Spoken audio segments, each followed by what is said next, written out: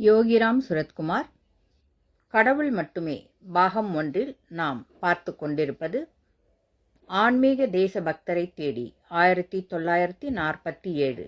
நேற்றைய தொடரின் தொடர்ச்சி தொடர்ந்து காண்போம். 1946இல் காந்திஜி 4 மாத சுற்றுப்பயணம் ஒன்றை துவங்கினார்.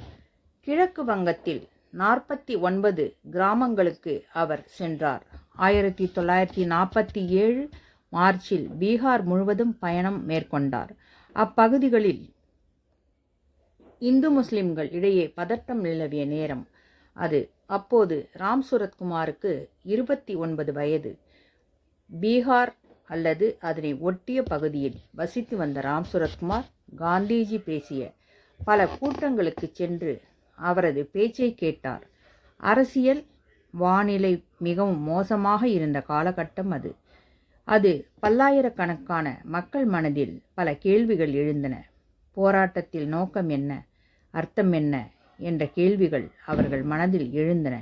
இந்தியாவின் அரசியல் போராட்டத்தில் கலந்து கொண்டதாக ராம் சுரத்குமார் பற்றிய தகவல்கள், குறிப்புகள் எதிலும் இல்லை. அவரது ஆரம்பகால சரிதையாளரிடம் அவர் 1947இல் தன் உள்மனதில் பல குழப்பங்களும் கலக்கங்களும் இருந்தன என்று சொல்லியிருக்கிறார். சந்தேகத்திற்கு இடமில்லாமல் அவரது விதி அவரை அழைக்கின்றது. ஆனால் அந்த விதி எந்த மாதிரியான வடிவம் எடுக்கப் போகிறது என்பது தெரியவில்லை. சுவாமி ராமதீர்த்தரிடம் யோகிராம் சுரத்குமாருக்கு மிகுந்த மதிப்பும் மரியாதையும் இருந்தது என்பது அவரது பக்தர்களுக்கு நன்கு தெரியும். சுவாமி ராமதீர்த்தரின் போதனைகள் அவருக்கு மிகவும் பிடிக்கும் என்று யோகிராம் சுரத்குமாரின் பக்தர்கள் சொல்வார்கள். ராமதீர்த்தரின் போதனைகளுக்கு ஒரு சிறந்த எடுத்துக்காட்டு ராம் சுரத்குமாரின் வாழ்க்கை என்று சொல்லலாம். ராம் சுரத்குமார் பிறப்பதற்கு முன்பாகவே ராமதீர்த்தர் பிறந்து வாழ்ந்து இறந்துவிட்டார். இருந்தும் அவரது வாழ்க்கையும் போதனைகளும் ராம் சுரத்குமாரின் ஆன்மீக கல்வியில் ஒரு அங்கமாக இருந்திருக்கிறது. தனது வாழ்நாள் முழுவதும் அவர் ராமதீர்த்தர் குறித்து மதிப்புடனும் மரியாதையுடனும் குறிப்பிட்டிருக்கிறார். இந்த வுட்ஸ் ஆஃப் காட்ஸ் ரியலைசேஷன் என்கிற ராமதீர்த்தரின் புத்தகத்தை யோகிராம் சுரத்குமார் பலமுறை தனது விருந்தினர்களிடம் கொடுத்து அதனை உரக்கப் படிக்குமாறு சொல்லியிருக்கிறார். ராமதீர்த்தரின் உரைகளின் தொகுப்புதான் அந்த புத்தகம். சுவாமி ராமதீர்த்தர் எப்போதுமே தான் ஏதாவது ஒரு மனித வடிவில்தான் இருப்பார் என்றும் அவரது லட்சியம் நிறைவேற்றப்பட்டு விட்டதாக என்று பார்ப்பார் என்றும்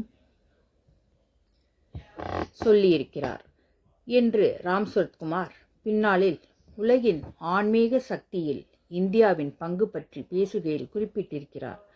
ராமதீர்த்தர் கிருஷ்ண பரமாத்மாவிடம் பக்தி கொண்டவர், சனாதன தர்மத்தை முன்னிறுத்தியவர், வேதாந்தி, எல்லா பெயர்களிலும் உருவங்களிலும் கடவுளை கண்டார், எல்லாமே ஒரு கோட்பாட்டின் வெளிப்பாடுதான் என்பது இவரது போதனை. இந்த உண்மையைத்தான் யோகிராம் சுரத்குமார் அவருடைய போதனைகளில் சொல்கிறார்.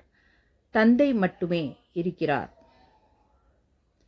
1940களில் ராமதீர்த்தரின் போதனைகள் பிரபலமாயின. பஞ்சாபில் லாகூரில் இவர் பிறந்து கல்வி கற்றவர் என்பதால் இவரது போதனைகள் வட இந்தியாவில் அதிகம் போற்றப்பட்டன. 1896இல் அவர் ஆற்றிய உரை ஒன்றில், இயற்கைக்கு யார் மீதும் எந்த வெறுப்பும் இல்லை. ஒரு உண்மையான சனாதன தர்மவான் யாருக்கும் எந்தவிதமான அநீதியும் இழைக்க மாட்டான்.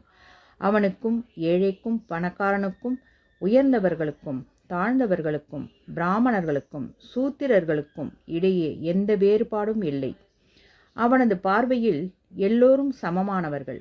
காரணம் ஒரே கடவுள்தான் எல்லோரிடமும் இருக்கிறார். மனிதர்களுக்கு இடையே யாராவது வேறுபாடு கண்டால் அவர்கள் எங்கும் வியாபித்திருக்கும் கடவுளை அவமதிக்கிறார்கள் என்று அர்த்தம் என்று சொன்னார். ராமதீர்த்தர் 33 ஆண்டுகள்தான் வாழ்ந்தார். அவர் பிறந்தது வளர்ந்தது எல்லாமே பிரிட்டிஷ் ஆட்சி காலத்தில் போதுதான். அவரது ஆன்மீக தர்மத்தில் அவருக்கு தேசபக்தி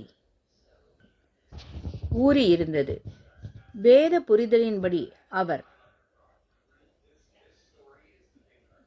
புரிதலின்படி ஒருவர் பிறந்த நாட்டிற்கும் படைப்பை ஏற்படுத்திய தெய்வீக தாய்க்கும் எந்த வித்தியாசமும் இல்லை. இந்தியாவே தெய்வத்தாய்தான். தனது தேசம் கட்டுப்படுத்தப்பட்டு இருக்கிறது என்றால் அது தனது தாய்க்கு இழைக்கப்படும் அநீதி என்று அவர் கருதினார். ஆன்மீகம் மற்றும் தேசபக்தி ஆகிய இரண்டையும் அவர் முழுமையாக அடையாளம் கண்டார். ஒரு இந்து என்பவன் இந்தியாவிடம் தனது அனைத்து உடைமைகளையும் தியாகம் செய்ய தயாராக இருப்பவன், தனது தாய் திருநாட்டிற்கு கௌரவத்தை பாதுகாப்பவன் என்று அறிவித்தார். ராமதீர்த்தர் காந்தியைப் போலவே கைத்தறி ஆடைகளைத்தான் அணிய வேண்டும் என்பதை முன்னிறுத்தினார். ஆங்கிலம் பேசாமல் அவரவரது தாய்மொழியில் பேசி தங்களது கலாச்சாரத்தை பாரம்பரியத்தை பாதுகாக்க வேண்டும் என்று நாட்டு மக்களுக்கு வேண்டுகோள் விடுத்தார். சுதந்திர போராட்டத்தை அவர் ஒரு காதலன் காதலிக்காக ஏங்குவதுடன் ஒப்பிட்டார். ஒன்று சேர்வதற்காக எதையும் தியாகம் செய்யலாம், செய்ய வேண்டிய தேவை இருக்கிறது என்றார். கிளிப்பிள்ளை போல லைலா லைலா என்று சொல்லிக் கொண்டிருந்தால் நீங்கள் மஜ்னுவாக முடியாது. நீங்கள் உண்மையான மஜ்னுவாக விரும்பினால் உங்கள் லைலாவை பார்க்க அதே மாதிரியான கஷ்டங்களை வலியை அனுபவித்தீர்கள் என்பதை நிரூபிக்க வேண்டும். எனவே நாட்டின் நலனுக்காக சிறை தண்டனை, அடி வாங்குதல், மரண தண்டனை ஏற்றுக்கொள்வது போன்ற சோதனைகளை நீங்கள் சந்திக்கத்தான் வேண்டும், அனுபவிக்கத்தான் வேண்டும். உங்களையுடையது எல்லாவற்றையும் தியாகம் செய்ய நீங்கள் முன்வந்தால்தான் அடிமைத்தனத்திலிருந்து உங்களது தாய் திருநாட்டை உங்களால் மீட்க முடியும் என்கிற நம்பிக்கை வரும் என்று பேசினார். பிரிட்டிஷ் ஆட்சியை ஒடுக்க வேண்டும் என்று ராமதீர்த்தர் வலுவான கோரிக்கை விடுத்தாலும் அந்நிய நாட்டினரின் ஆதிக்கம் இந்தியாவில் பெருமளவில் இருந்தது என்பதை அவர் காணத் தவறிவிட்டார். இந்திய மக்கள் தங்களது சத்திய தர்மத்தை கடைபிடிக்கவில்லை என்று அவர் கருதினார். இந்த கோட்பாடுகளின் அடிப்படையில் அவர்கள் இருந்திருந்தால் அவர்களை யாராலும் கட்டுப்படுத்தியிருக்க முடியாது என்று அவர் நம்பினார். தயவு செய்து உங்களது வரலாற்றை கவனத்துடன் படியுங்கள் என்று வேண்டுகோள் விடுத்த அவர், கடவுள் நம்பிக்கையுடன் பரஸ்பர அன்பு, ஒற்றுமை, சுயநலம் இன்றி தார்மீக கடமைகளை நாம் செய்வது என்கிற சனாதன தர்மத்தின் அடிப்படை கோட்பாடுகளை நாம் அனுசரிக்கும் வரை நாம் எந்த அந்நிய சக்தியினாலும் அடக்க முடியாது என்றார். ராமதீர்த்தரின் இளம் வயதில் அவரிடம் தாக்கத்தை ஏற்படுத்தியவர்களில் ஒருவர் சுவாமி விவேகானந்தர். இவரிடம் யோகிராம் சுரத்குமார் மிகுந்த மதிப்பும் மரியாதையும் கொண்டவர். பெரும் தேசபக்தியாளர் சுவாமி விவேகானந்தரை ராமதீர்த்தர் லாகூரில்தான் முதல் முறையாக பார்த்தார். அவரது காவி உடையை பார்த்ததுமே அவர் மீது பெரும் மதிப்பு ஏற்பட்டது. தானும் அதே மாதிரியான வாழ்க்கை வாழ வேண்டும் என்று அவருக்கு தீர்மானம் ஏற்பட்டது. சுவாமி விவேகானந்தரின் வார்த்தைகள்தான் இந்திய சுதந்திர போராட்டத்தின் வேர் என்று யோகிராம் சுரத்குமார் 1991 மிகுந்த உற்சாகத்துடன் சொன்னார்.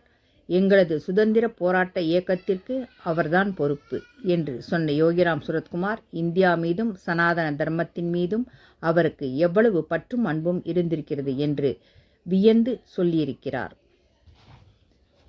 அடுத்த பாகத்தை நாளை தொடர்ந்து பார்க்கலாம்.